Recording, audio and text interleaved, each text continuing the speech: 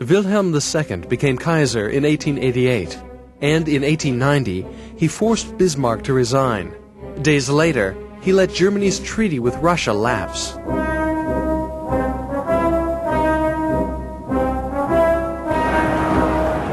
Russia and France were now alone in Europe against an alliance of Germany, Austria, and Italy.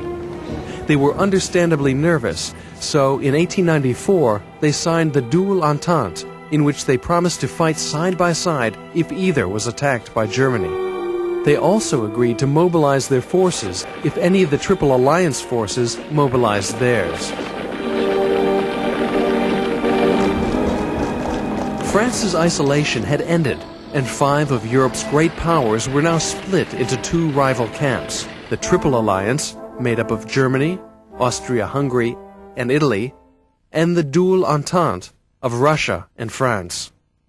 A dispute between any 2 of these powers had the potential to draw in the other 3. For 40 years, Britain had tried to keep out of European affairs in a policy called splendid isolation. When France and Russia, Britain's 2 major colonial rivals, signed the Dual Entente, Britain decided to patch up some of her differences with her traditional enemy, France.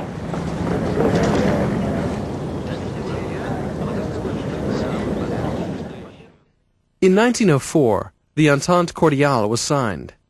In it, France agreed to British control of Egypt, while Britain agreed to French control over Morocco.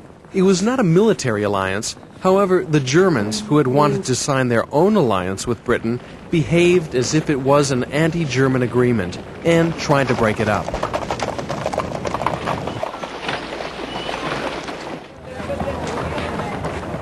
In 1905, the German Kaiser paid a visit to Morocco and declared that Morocco should be independent of France. Germany hoped that in the ensuing crisis, Britain would refuse to back France and the Entente would collapse. At a conference to solve the crisis, Germany threatened war. Britain and France called Germany's bluff, and the Entente was hardened.